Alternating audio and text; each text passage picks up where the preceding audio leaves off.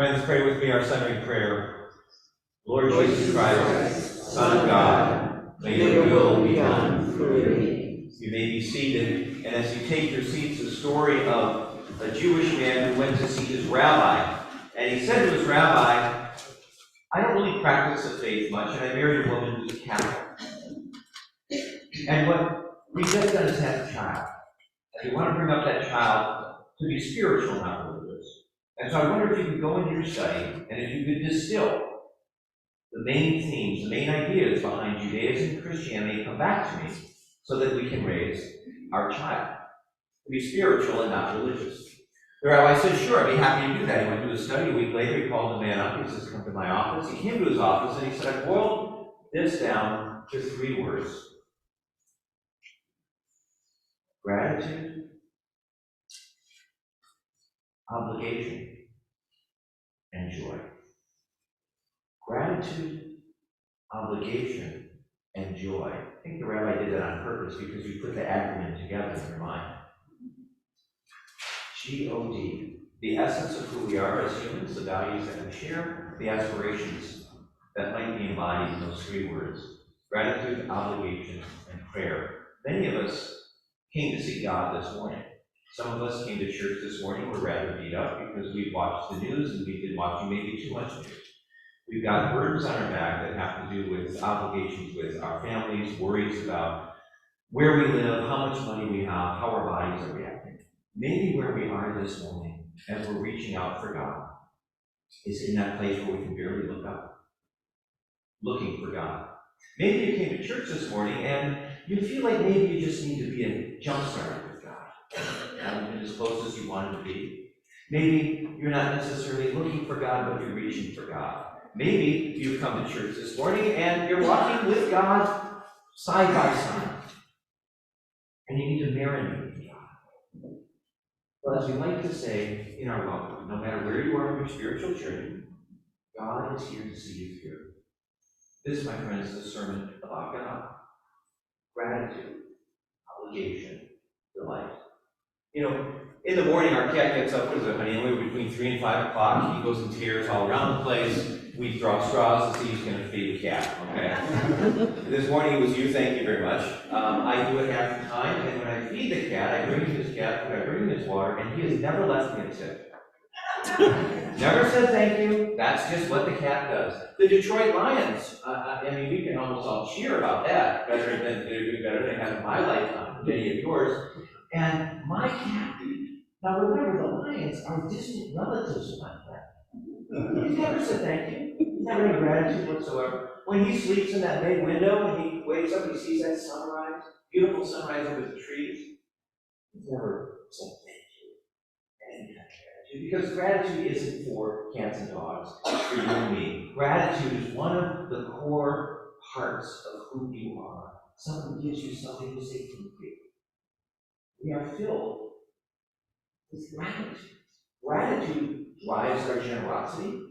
We give because, oh my gosh, I've been given to you. It was such a pleasure to open the pledges this last week. You guys, because the majority of the pledges went up. And I think it's because we have a congregation that is very thankful. When you live in gratitude, you find it easier to be generous. When you live in gratitude, you find it easier to love. I'm thankful for what's been given to me. I'm given love. When you live in gratitude, you're more joyful. You recognize what you have, and you're thankful for it. I think when you live in gratitude, that's a core resource to living in God. Live in gratitude, you live in God. You know, there's that Harvard study, Thanksgiving week, very good to talk about gratitude. And there's a Harvard study that I like to remind us of every now and again. When they took 2 groups, they took a group and said, for the next 10 weeks, I want you to take a few moments and fill a half page of paper with things you're thankful for. Take a minute. Just take a minute. Write it down. They took the other group and they said, I've got 70 pieces of paper in the next 70 days. I want you to fill out all those things. Yeah, I've got to use my church verse here. That aggravate you. Okay? All those things that bother you, that you just peeved about. Write those out. And then after 10 weeks, just 2.5 months, they did some tests. And they found, it's not going to surprise you, the people who counted their blessings, literally, their blood pressure was down, They were more optimistic. They were happier people to be with. And the interesting finding is that they found that people who wrote down their blessings, they actually exercised more. Who would have thought? And they had fewer doctor visits. Gratitude does that for you. Counting your blessings. There's a famous English poet named Thomas Traherne, and he said, "Those who prize their blessings live in heaven. Those who have blessings and they don't prize them live in that other place." Right? It's the gratitude. It's the gratitude. Couples at home, they get an email from their daughter. She's off at college, and the daughter writes, "Dear Mom and Dad, that fire that ruined my apartment last week, well, it's all been cleaned up. I'm going to move in next week, but I'm living with my boyfriend now, who I met online last week. and the baby's doing well. The pregnancy's doing great. Signed, Ellen." Her sister's here. She's saying, "Are you talking about like immaculate conception?" And of course, it says P.S. Apartment's not burned down. I don't know the boyfriend. I'm not pregnant. But I did get a B on my chemistry test. See, it's not bad. Right? Sometimes it's not just counting your blessings, it's counting the things you don't have. I'm thankful as I read the paper. I don't live in a war zone. I don't have terminal cancer. I have a history of being incarcerated. I have parents who never abused me. Start making those lists. My list gets longer by the week. It's good for you. It's good for you. And you are living into the core of who you are as a human, is when you live into your gratitude. There's a story about a man. He wakes up in the morning and it's a beautiful summer day, and he grabs one of his favorite books. He's halfway through it. He goes out to the hammock. He relaxes on the hammock. He breathes in that wonderful spring air. And he says to himself, "I don't know if I should do this or go back in the house, put on my work boots, pull up my jeans, and go help the multitude of people who need help." Because you and I are stricken with that every day. Are we going to enjoy and be grateful for what we have? Are we going to go out and fulfill our obligation to help other people? Because this is a room full of people who see somebody hungry, they feed them. See somebody homeless, how can I help? See somebody struggling in Haiti, what can we do? This is part of who we are. Obligation. And one of the interesting things is God made it so that helping others actually helps you. It feels good to help other people. This is a core part of who we are. One of my favorite studies is when they studied multiple sclerosis patients. And they took these folks with MS and they thought, well, how can we make their lives better? Why don't we do a test between two groups? We will take a group of therapists and we'll have those MS sufferers meet with those counselors. Those would be professional counselors. Then we're going to take some amateur counselors. We're going to take some people with MS and we're going to train them how to be counselors. And we're going to see how the MS sufferers do. What was fascinating is who did well in that study. It wasn't the people who met with the professionals. It was the people who met with the amateurs. The people who did best were the MS sufferers who were trained to help other people. Because when you let go of yourself and go out and help other people, you'll find healing there. You will find your troubles get into perspective. You will find you're able to live more into the joy that God has for your life. By helping other people, by living in your obligation. This story, iconic story, you all know it well. A man gets 5 talents, another man gets 2 talents, another man gets 1 talent. They go out with him. The first 2 double their talents. Great job. The third guy does not understand his obligation. And he buries it. Doesn't even take it to the bank. Does not live into what God has given us, which is the work we have to do. Each one of us are on that quest of finding out that job that God has asked us to do, and to do it, because we know it feels good to do good. It's very harsh punishment for that guy as he went through that very challenge. This is a challenge, I think, for you and me to get out there and to perform that duty, to bring into the light that project Maybe you're thinking about switching a job. Maybe you're worried about taking a step out in faith to do something you feel like you need to do. This is the goal of this passage here. Some of you have heard from people who are very old, and they will tell you when they're in their last days and their last weeks, what advice do you have? Well, you know what? I always want to go to Hawaii, I never did. I always wanted to start my own shoe business, I never did. You'll often hear regrets of not doing with their talent what they wanted to do. And this parable is aimed to invite you and me to take that step of faith, to move out into that uncomfortable place, and to do what we were created to do, which is to fulfill our obligation and to make a ruckus. And I have a wonderful quote from a Stoic philosopher named Epictetus I'd like to share with you. He says this: now is the time to get serious about living your ideals. How long can you afford to put off who you really want to be? Your nobler self cannot wait any longer. Put your principles into practice now.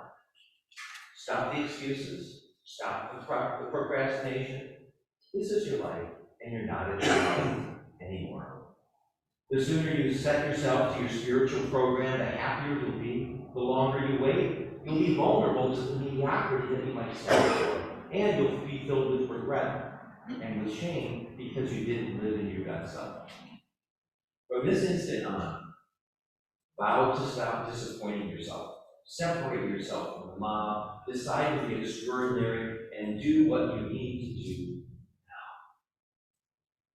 now. Gratitude, obligation. I think as we discover more and more all the gifts we've been given, and we live more deeply in gratitude, and we take more seriously the job we've been given to do. I was on the website this morning, and I ran across an actuarial table that tells me how long we live. That's a scary thing to look up, right?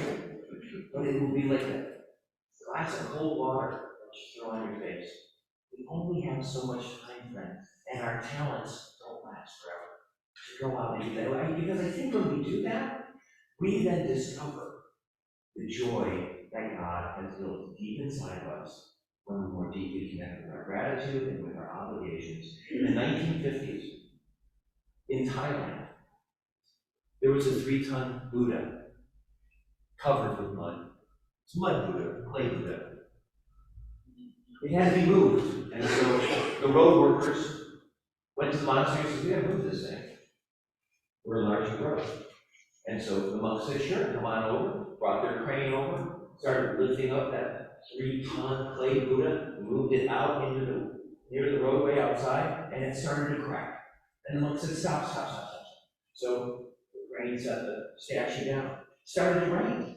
Rain started to crack. The monks went inside, they got a huge tarp. They covered that 3-ton clay Buddha with a tarp. Night came. One of the monks woke up in the middle of the night and said, I wonder how the Buddha's doing. I wonder if the tarp's holding okay. And so he went underneath that tarp, and he found that crack, and he put his flashlight in that crack, and there was this gleam of light coming back up. So he took his finger down and started scratching. More blood came down, more gleam came. Oh, the cow picked up a stick, started hitting it with the stick. More of this gleam and this light. He went inside, he got a hammer and a chisel, and he started chiseling the mud off of that Buddha. And after a night of doing that, he discovered the monastery had a 3-ton solid gold statue of Buddha that you can go and see today. It had been covered for hundreds of years because what had happened is hundreds of years previously, a marauding army from another country had come in, and the monks had heard about it. They had their solid gold Buddha. And the monks said, what are we going to do? They're killing people, they're stealing things, and they said, we don't want to get the Buddha, let's cover it with mud. And so we covered that Buddha with mud, and they came in and they killed all the monks. And there that Buddha stood for centuries until that one monk went in the middle of the night with that chisel and shined his flashlight to discover what was really underneath that mud.